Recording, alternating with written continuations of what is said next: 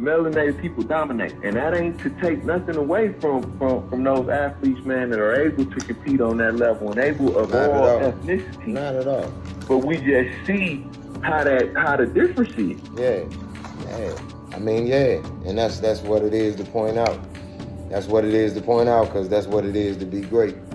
It just got to be valued. It just got to be seen.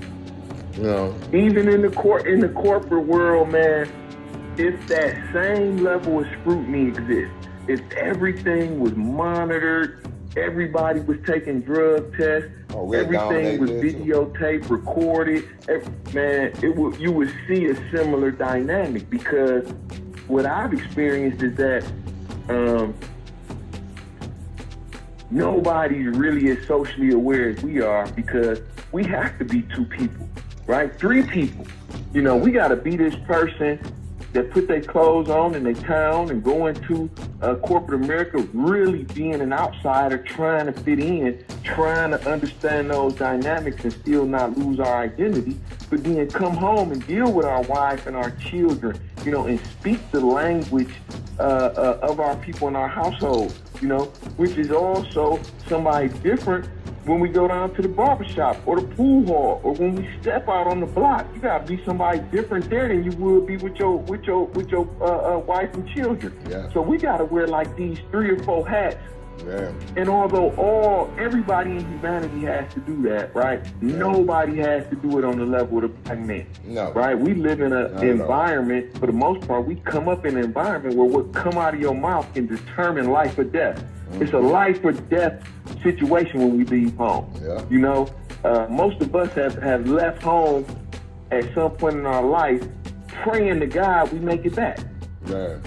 That's rare, especially in the United States, that you have to leave home with a certain amount of awareness of your mortality, even as a young man or a teenager or a young boy. You aware of your mortality, you aware that your environment can cause your death, and as a result, you alter your behavior. You adjust how you move based on your environment. That gives us a level of social awareness that is superior to most people in the United States. So when you go into these boardrooms, having experienced that, having known and understand that, you typically find that you run circles around them people.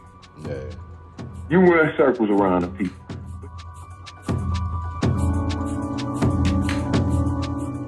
Where the training is behind closed doors, where you don't have news coverage on everything that's being done, because your analysis is only a part of the program at higher. After that, you can do as much cocaine and heroin and drugs as you want to once you get the job. Right. Imagine in an environment where every, so often you random tested. Every month or whatever, you random tested. Yeah. That's what sports is like. Yeah, right. So that ability to cheat, that ability to be underhanded and cut backdoor deals is reduced. It's not eliminated. They still do a lot of whole shit even in sports, but it's reduced to a level to where, okay, it's more of an even playing field than any other industry or part of our American society. We definitely dominate as a result, and it's definitely not like the banking system, where it's a what is it? It's a merge system, like it's a system, rather where they recognize themselves. That's crazy, right there. Man, I done had some things, occur with me, in corporate America.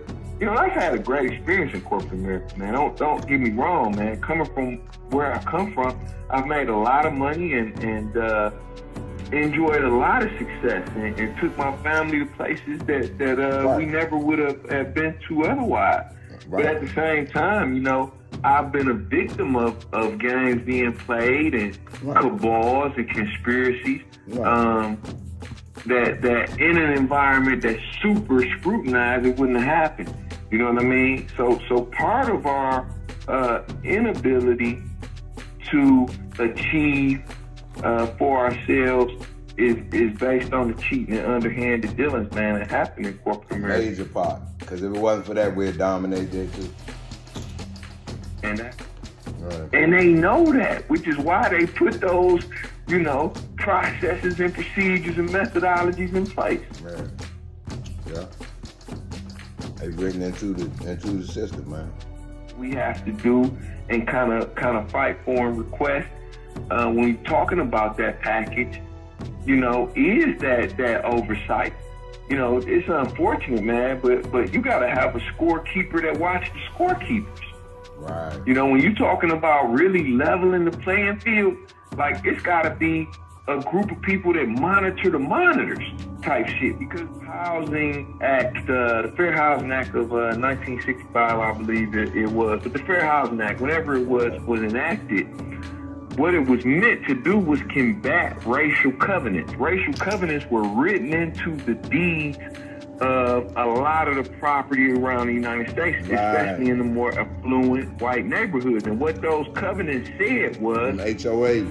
If you purchase this property, you cannot sell, rent, or allow it to be occupied by members of the so-called black or Negro race, right? That was written into the deeds of properties up until 1999. Even though the Fair Housing Act passed in the 60s, you still have some of those on the book. There was not enough federal agents to when you're talking about millions of communities, millions of neighborhoods, every federal agent in the United States wouldn't have been enough to enforce that. So though it was on the books, there was nobody to enforce. Same thing with a lot of your EEOC or Equal Employment Opportunity Commission. A lot of those rules and policies and laws, there's nobody to enforce that shit, man. There's nobody to investigate all of those claims of everybody that's been called a nigger at the job, of everybody that didn't get the promotion that they were qualified to get, overqualified to get. There's nobody to enforce that, man. There's not enough judges on the bench. And they're gonna make sure that those agencies not funded and all that shit. Absolutely. All that. Absolutely. So there's, an inability, even if the United States, even if their spirit and heart was in the right place, and I question that, but even if their spirit and heart was in the right place, there's not enough funding and personnel to truly enforce those ideals, right? So that's what we up against. So when we're talking about a package, when we're talking about repairing the harm that's been done, we got to make sure that there are people and policies in place, and that's going to give a lot of people a lot of jobs. But there, that infrastructure has to be there, man, or we just barking up the wrong tree. When you start at the number 10, a strong word called assignment. Strictly for lot of men, not for freshmen. If you ain't got the clientele, say hell no. If they don't want the money, rain, sleet, hell snow. Follow these rules, you have mad bread to break up. If not, 24 years on the wake up. Slug hit your temple, watch your frame shake up. Caretaker, get your makeup.